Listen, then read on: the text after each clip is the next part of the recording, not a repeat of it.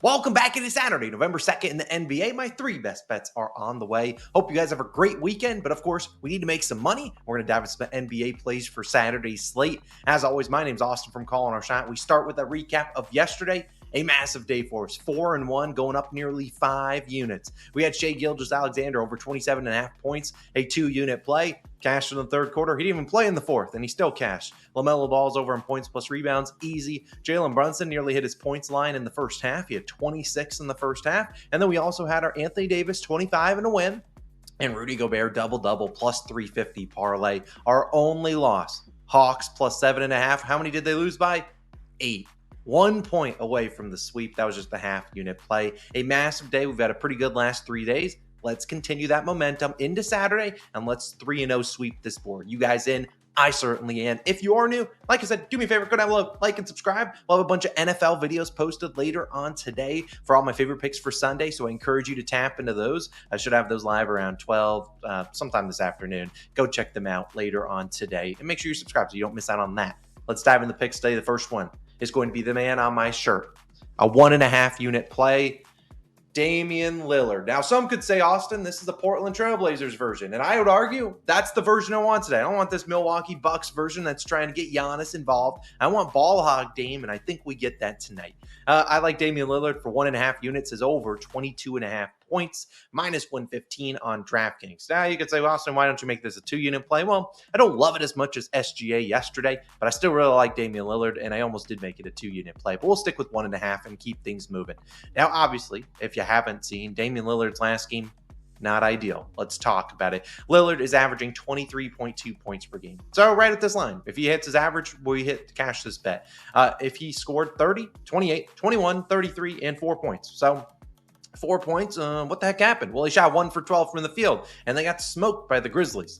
Obviously, Dame's allowed to have a bad game. He's gonna be a normal player. Things are gonna happen. You're gonna just have games. Your shot's not falling. Let's hope he bounces back though. He sucked in that game, but I'll go back to him because I really like this matchup against the Cavaliers. Now, the Cavaliers defense, we've talked about it before. We know it's a pretty good defense, but what they're great at is stopping people coming to the rim. So we think about their 2 7-footers. Evan Mobley probably is the one guarding Giannis, and then you have Jared Allen providing some help defense. So scoring inside is not really the way to score against the Cavaliers. Instead, you attack them from deep. And who's the guy that's going to be shooting from deep? That's probably Damian Lillard. He's going to be launching a ton. And we've seen the Cavaliers under a new head coach have struggled heavily versus those higher usage guards. We're talking, the Jalen Brunsons of the world, Cade Cunninghams of the world. Those guys with high volume from deep or, trying to take off guys off the dribble, those guys have been really, really cooking this Cavaliers defense. So we'll talk about them in a second. But saw last year in 4 games versus Cleveland, Dame scored 31, 17, 28, and 22 points. So it did end on the hook in one of those 2 games, but he attempted 16, 20, 21, and 24 field goal attempts. So the volume was elite. If you're telling me I can get close to 20 shots from Dame tonight, I'd probably up it to a 2-unit. It's just never a guarantee, but I do think the volume will be there tonight for Damian Lillard. We also know, as I've talked about before, he's one of the most elite guys at backing it up. You know what I mean? But his 2 misses where he missed against the Cavaliers, one of the games he shot 7 for 20, and they lost by 40 points. Not ideal. The other one, he shot 7 for 24. So again, the volume has been there for Dame.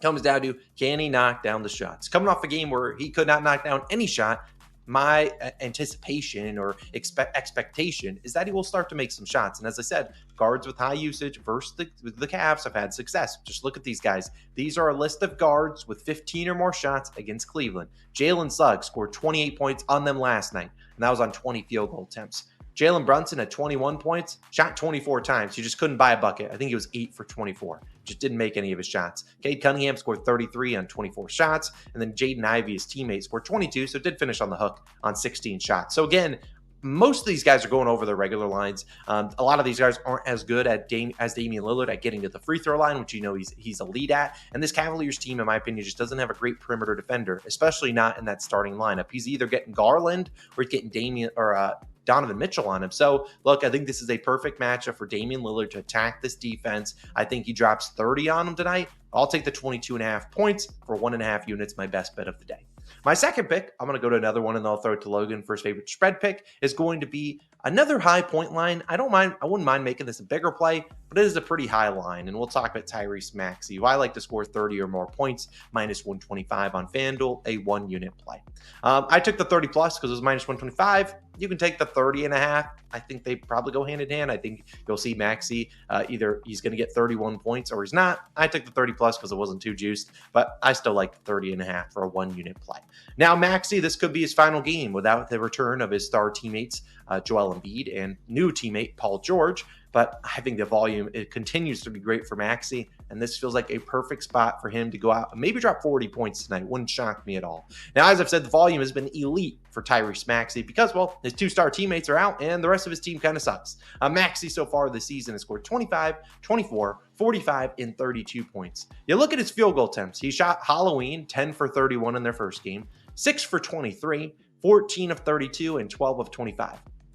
I mean, a lot of these games, he's not shooting well. He's shooting 23% from 3 on 12 3-point attempts. So what would happen if Maxey actually started making his shots? If he started making his 3-pointers, this man would be averaging probably 35 a game right now. And the volume is going to continue to be elite. And I love this matchup for him against the Memphis Grizzlies, a team that has struggled from the 3-point line. Now, we kind of backed Damian Lillard against them, and he just couldn't buy a bucket. But Max is going to continue to fire regardless of how the first 12 shots are going. He's going to keep shooting it because they kind of need him out there. He plays 40 minutes a night, and he's basically their only option on offense. Maybe Kelly Oubre gets something going, or Caleb Martin has a random game, but they're going to need to put up points against the Grizzlies. And as I've talked about before, with Zach Edey in there, you set a screen with Zach Edey's guy, where that's probably Andre Drummond that he's defending.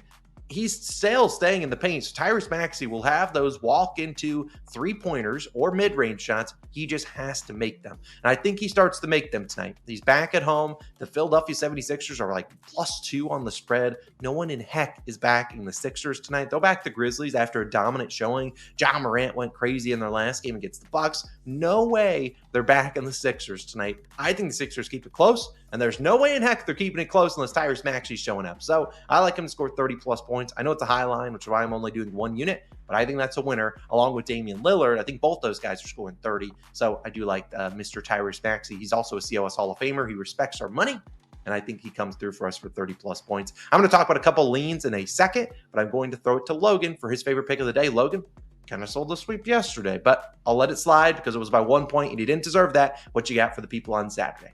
So for my best bet today, I'm actually going to a total, and I'm picking the Timberwolves and Spurs under 215.5, -115 odds on BetMGM is your best value there. Now, yesterday we were burned by a spread. Oh, hooked by the Hawks. Doesn't get any more painful than that. But this one is a total that I see as low, but low for a good reason. I'll talk about it in a sec. If you're looking at the last year's matchups, they actually 3 out of 4 of those matchups did go over between these two teams. Now, each of these teams is a little bit different this year. Both teams play near the back in pace. Wolves are 22nd in pace. Spurs are 23rd. So we do like to see that for an under. Both teams also are upper half in defensive efficiency as well. Minnesota 14th, San Antonio 4th. Two pretty solid defensive teams. The Spurs team, they really struggle to score consistently, and that's why I really feel comfortable picking an under with the Spurs involved. Last year, the only total that I think I could reliably count on were unders involving the Spurs.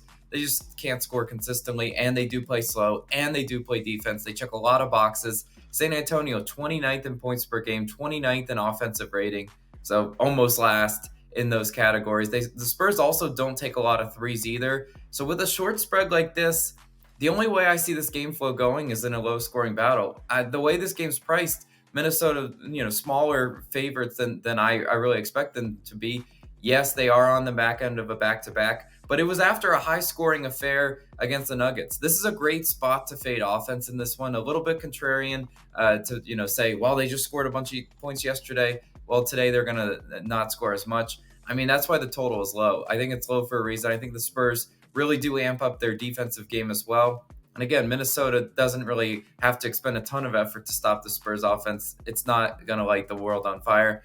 I really do like the Timberwolves and Spurs under 215.5. Hopefully it can cash for us. We can get back on track with the spread picks. Austin, throwing back to you, though.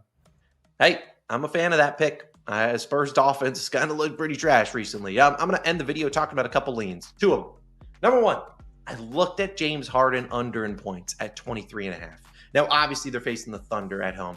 The Thunder, they're so annoying to face defensively. That team is so frustrating. But I think James Harden goes under. The only concern here is James Harden's volume has still been elite. and maybe he starts knocking down some shots. Eventually, he's going to have to. Still a terrible matchup for him. I think this is a better matchup for rebounds and maybe some assists. But I did look at James Harden under 23.5 points. I also, in the same game, I looked at SGA once again. He's like 27.5, but it was a little too juiced. Now up to 28.5. He just hasn't had the best success against the Clippers for whatever reason. They're his former team, his first team. I think SGA, the volume's been elite for him. I think this game's tight with the Clippers, but it could be a low-scoring game. I don't know. I'm not getting involved in that one.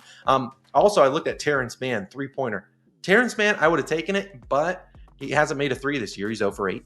But he's going to be needed to knock down some shots. The only reason I did it, I did not take the Terrence Mann three-pointer, which is like minus 110, is because Terrence Mann doesn't shoot a lot of corner threes. And if you watch the Thunder, that's the only thing they really give up is corner threes. So I think he maybe sits there for a little bit and maybe he gets one. They're going to need him for defensive purposes tonight. So those are a couple leans I did look at. I know there's one other one that I was another one, Davion Mitchell. I liked his over in points plus assists. It was 15.5. You don't know who Davion Mitchell is. He's a Toronto Raptor. I would have added that to the card. However, Emmanuel Quickley is questionable or doubtful today. I always get a little bit of pause with guys that haven't already been ruled out because they could always spawn back in. If Quickley somehow does play, Davion Mitchell has no role in this offense. So again, Davion Mitchell facing his former team against the Kings. I think he shows up and he's been pretty good getting the assists. I think averaging the most potential assists on his team the last few days without Scotty Barnes and Quickley. So Davion Mitchell, a sneaky one. I don't think a lot of people will be on that, but a revenge game against the Kings. They just traded him a few months ago and then they cut the guy they traded him for. And he's been good at getting those assists. So I think the volume will be up there for field goal attempts. I think the assists will be there too. So points plus assists for him is one I did look at. I was going to do the write-up, and then I saw Quickley was still doubtful. And I was like, I'm gonna stay off of that. But favorite picks for today. Damian Lillard, go back to this version. Over 22.5 points for 1.5 units. Maxey, 30-plus points for 1 unit. And then the Timberwolves and Spurs, under 215.5 for just a half unit. Those are 3 plays. No added plays today. I'm going to go get in the lab for the NFL, and I'm going to post those videos soon. You guys have a wonderful Saturday. Good luck on your picks. And when those NFL videos are live, I encourage you to check them out. I will link them on the screen. Have a great day. Have a great Saturday. See you guys tomorrow for some more NBA picks. Peace.